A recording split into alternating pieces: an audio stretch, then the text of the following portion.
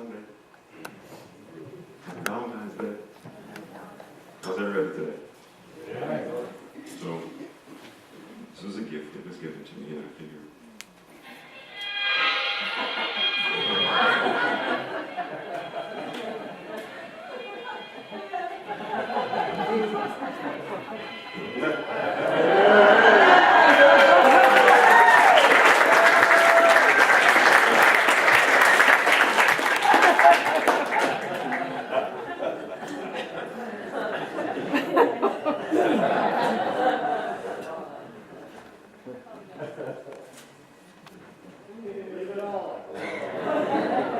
Oh, I'm still covered though.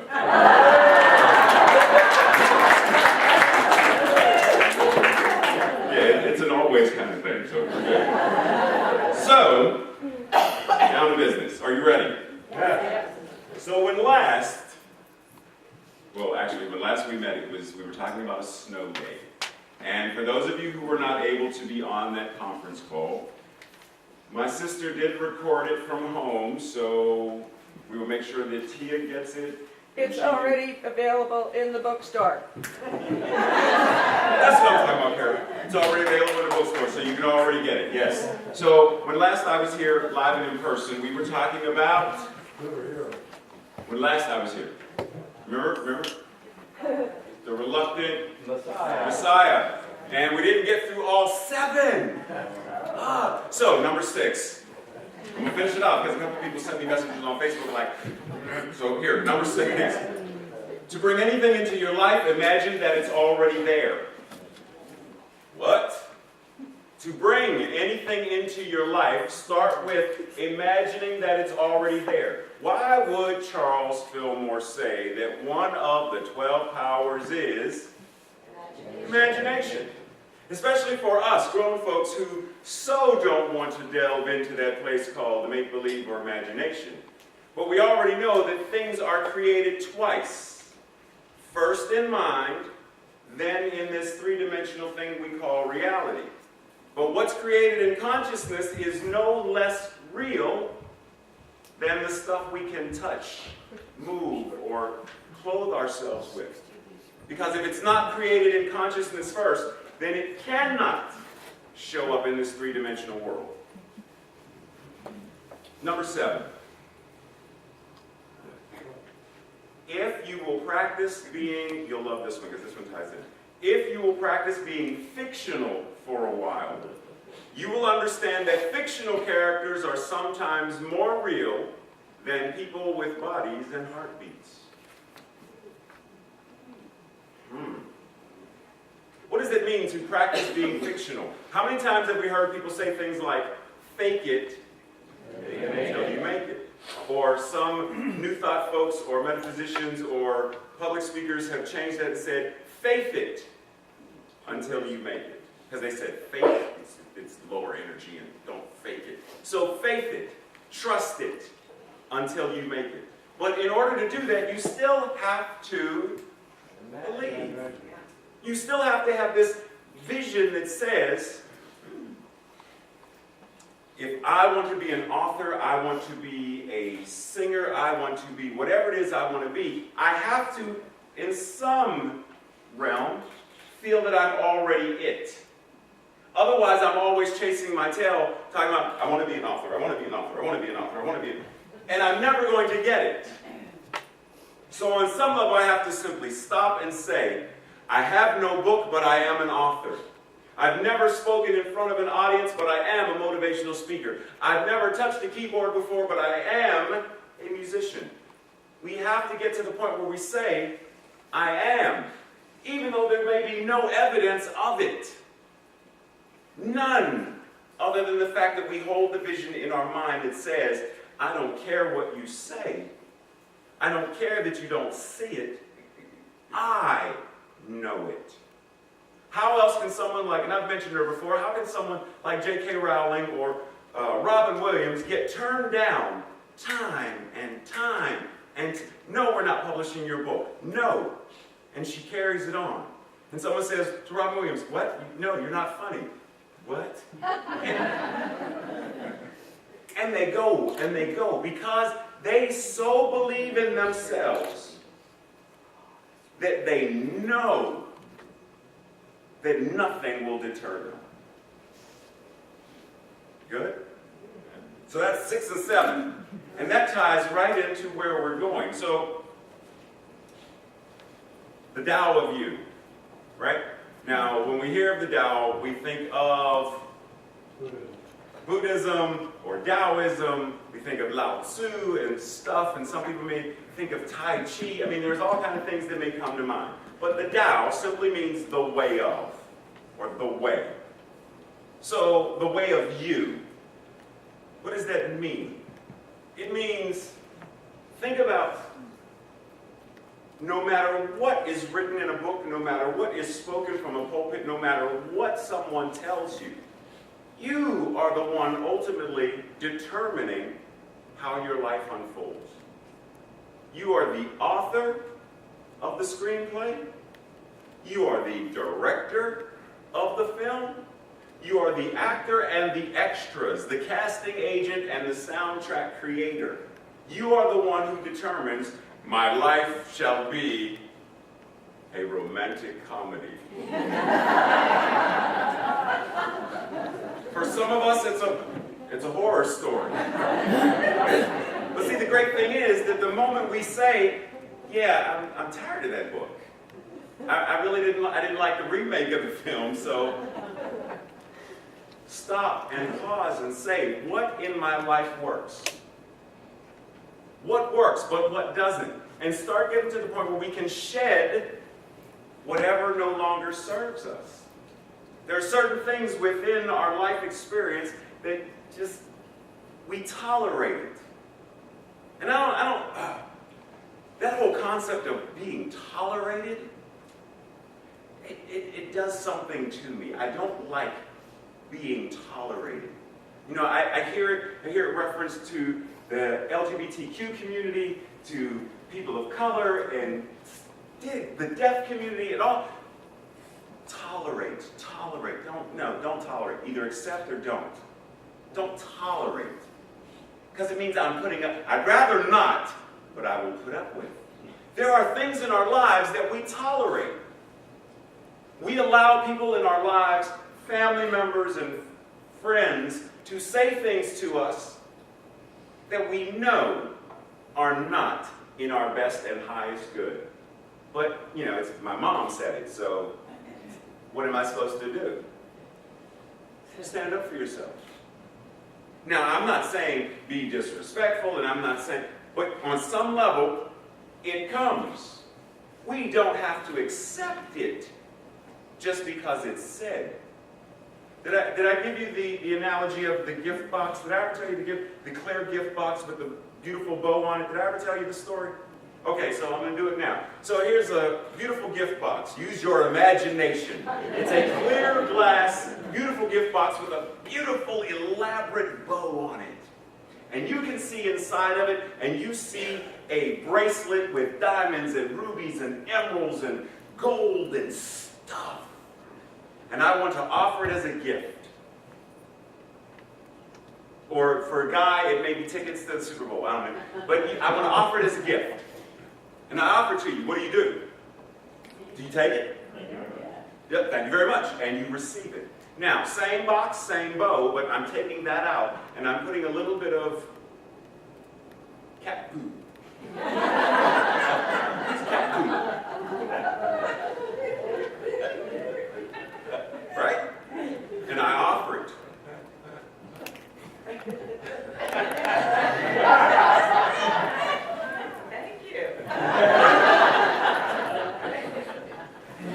Now, do you have to take it? No.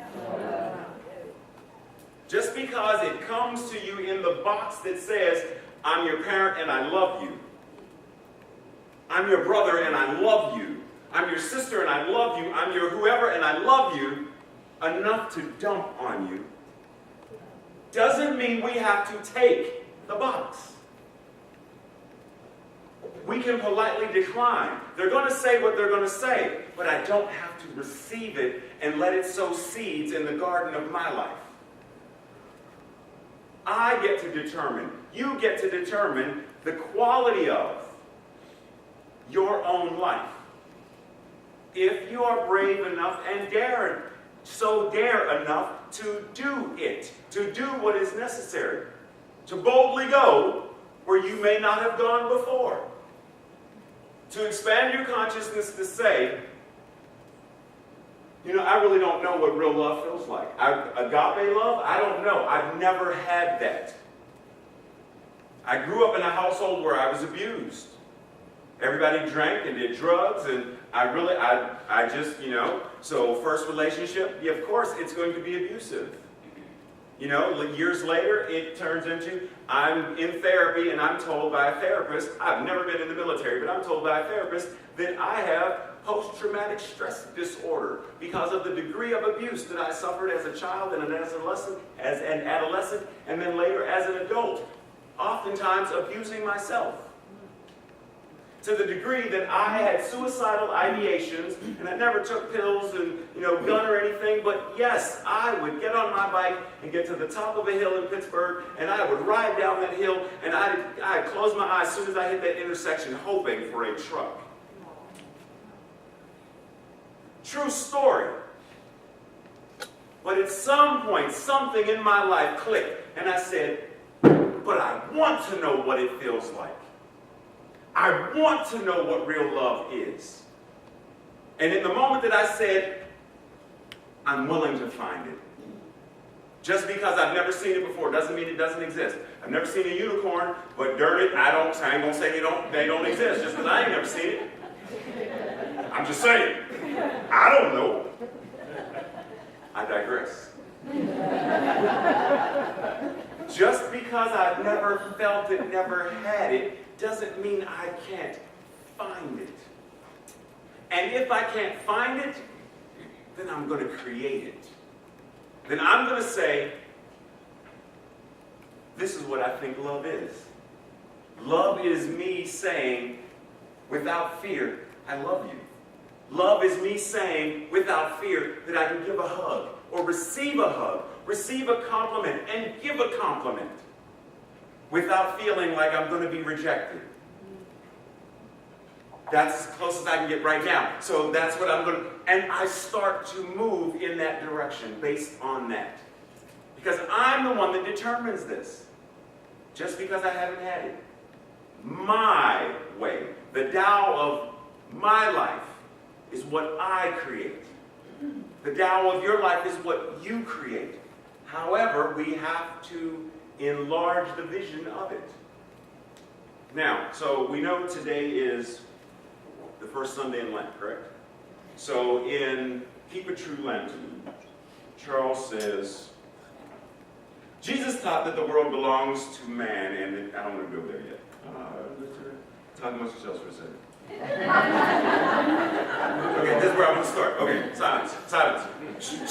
Imagine that I'm a holla, hush. So our prosperity is the result of work. Not physical work alone, but first mental and spiritual work. There is an everlasting marching on in even industry and science. We are never content with the present methods, but are constantly seeking better ones. Okay? So our life is meant to evolve and upgrade and move forward. If there is stagnation in our life, we are not living the fullest Christ consciousness in our life experience. So we have to always be pushing against whatever those envelopes are, whatever those walls are, whatever those boundaries are. Probably have said this before, but when one of Walt Disney's children or nephews or something was asked, well, what would Uncle Walt say about this concept of thinking outside of the box? And the young person said, Uncle Walt, it's simple. He would say, what box? We have to push beyond whatever can. We know that we are boundless, infinite beings. We know that we are not these physical bodies. We know that there is something beyond this.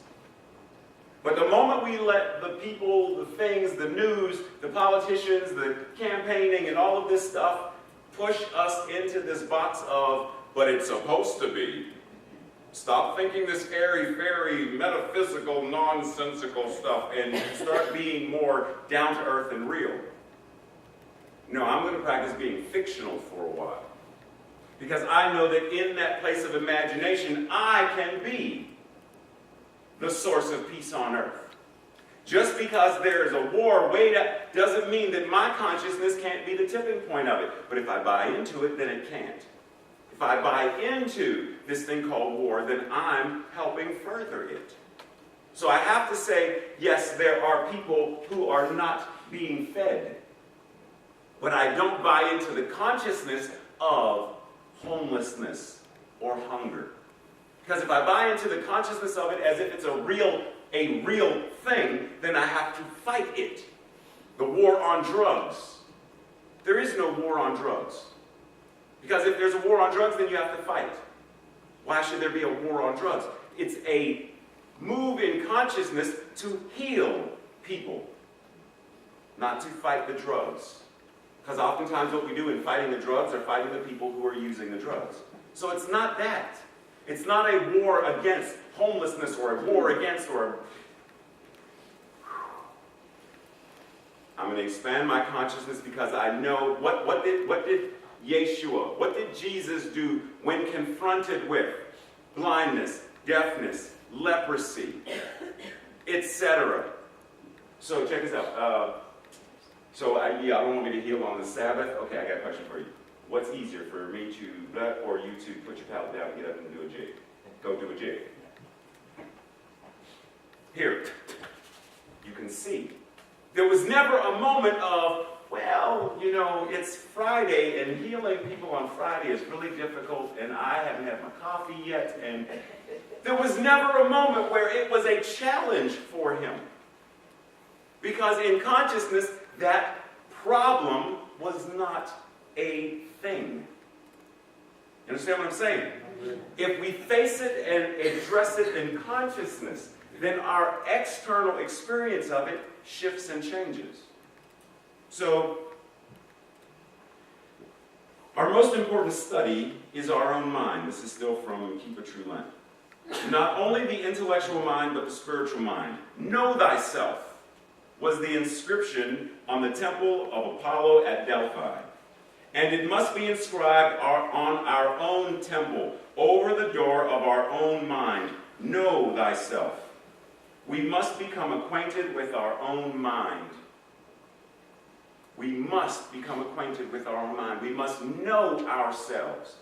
And part of knowing ourselves involves knowing what we think, what we speak, what we feel.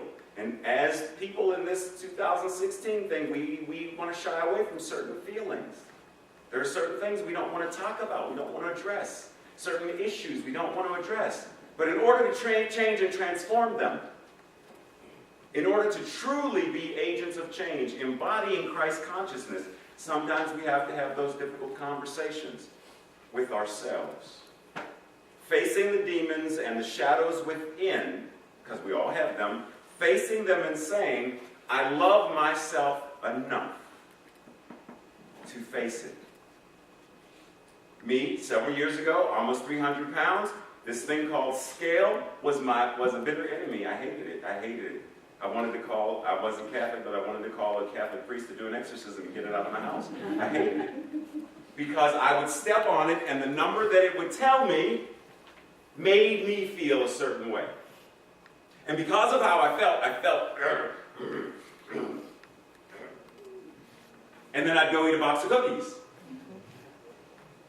I love myself enough to know that the number on that is just a number. That the number inscribed in my heart that says, you know, if you work for the FBI, if you transcribe the numbers, it's a code thing. You know. If you look at it, it says, I love you. I love you. And I love you enough to not pay attention to that. I love you enough to not let what your mom said damage your self-worth. I love you enough to say, whatever in my life that is not working, and then move forward. So, what do these things have in common? Proverbs 10:11. The mouth of the righteous is a fountain of life. Proverbs 18:21. Life and death are in the power of the tongue. Matthew 12:37. For by your words you will be acquitted, and by your words you will be condemned. What do they have in common? Words. So, the mouth of the righteous, power in the tongue, and for your words, or by your words. So the words that we speak do something, right? You know, there's this thing in technology where it's vocal recognition. And people can recognize if someone loves you and they're close to you and you call on the phone and all you say is, hello, this is Doug Jennings calling to tell you. You're like, Uncle Ray, stop, because you recognize the person's voice, right? They can try to disguise, hey, you just want a pizza from Uncle Ray, stop playing. They recognize your voice. But do you realize that the way we speak can also be recognized? If you were to ask somebody, be completely honest with me. Completely honest with me. Do I tend to speak more positively or more negatively? Do I speak in terms of expanded consciousness, shrinking consciousness? And if the person has really been paying attention and listening to you, because oftentimes we listen to our own inner dialogue, but I'm not really listening to you, focusing on my own stuff going on. I've got my own hamster wheel to deal with. But if I'm present enough to really listen, then I can say, well, most of the time, you're way up here. But as soon as something on the news comes on, oh, you. Oh, so I've got a trigger. There's this thing called news that hits a button for me that sends me on this spiral. And then we do what? We either go back to what we've been doing, or we say, I have the power to change this. I decide what comes out of this thing. So let me start speaking life. Let me start speaking blessings. Let me start speaking in a way that when people come around me, whatever comes out of my mouth uplifts them. Even if I say, the coffee's in the kitchen. Something in that tone does something to them. Speak in that way. Years ago, when I was a grad student at VCU learning how to do fight choreography, the instructor said, Ray, you need to find your voice. And I'm thinking, I'm choreographing Romeo and Juliet. It's a sword fight. What do you mean, find your voice? I'm not the vocal coach. What do you mean? And then it dawned on me. It's the same thing that I had heard years when I was studying art. As an artist, find your voice. As a theater person, find your voice. As a minister, find your voice. It means there is something specific in the way that you speak and communicate. Something specific in the way that you express the Christ.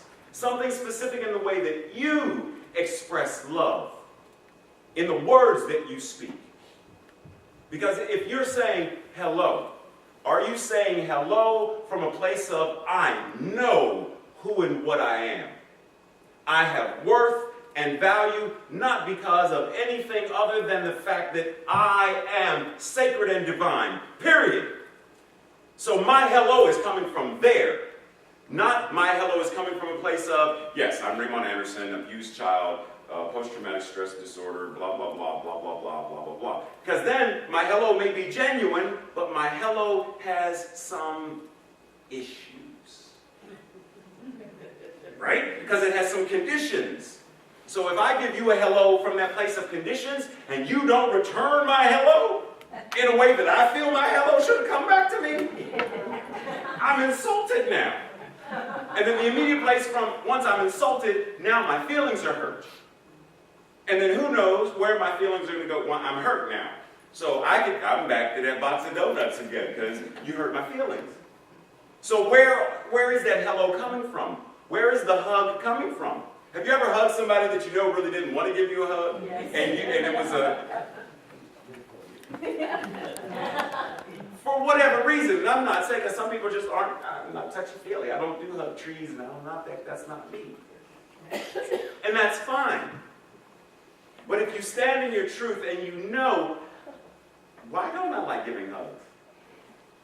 What is it about a hug? Because it reminds me of this. It reminds me of when I was 8 and I wanted to give my grandfather a hug and he pushed me and I fell. I remember because when I was 5 and I wanted to give my dad a hug, my dad said, "Boy, be a man. Men don't do that." Scar.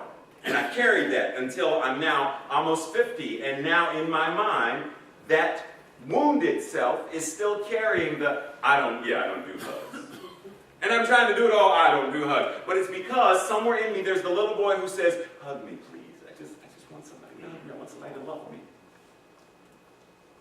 So when we know I'm speaking and I'm standing as Christ, as Buddha consciousness, as whatever name you put on it, because like Shakespeare said, a rose by any other name would smell as sweet. So I don't care what you call it. God, Father, Mother, God. When you stand in that place that you know that you are it. You know, we talk about we are children of, and that implies some form of separation. Because we imply father, children, mother, children. That's in language. There's a flaw if we don't have the words or the way to communicate about. So we say things like the light of God. We talk about that thing and it's like, I walk with God, God with me. So if God can be with me, then God could be not with me. Boop, wrong answer. So there's a level of you are it, period. The fullness and allness of creation is centered right where you are as the I am. That's why you have creative power. That's why the words you speak and the thoughts you think and the things that you feel as inspiration can become reality. Because the divine has shown up as you. So when we step and stand from that place that says, I know that I'm worthy. I know that I am love and expression. I am all of creation concretized in this thing called human body. Then I'm able to love you fully. And I'm able to, like the song says, I'm able to love you so much that you can love me so much. You know that song? I love myself so much, so I can love you so much. So you can love you so much, then you can start loving me. So I love me so much that I can love you so much. And by my love, you can love you so much. Transformative. And then when you can love you so much, then you can love me. But I love me so much that it transforms those around me. The moment we decide that we want to live that life and decide all bets are off, I don't care what comes before me, I'm going to live that life. I'm going to live the life that I've only imagined. Because I deserve it. Because I deserve it. Because I deserve it.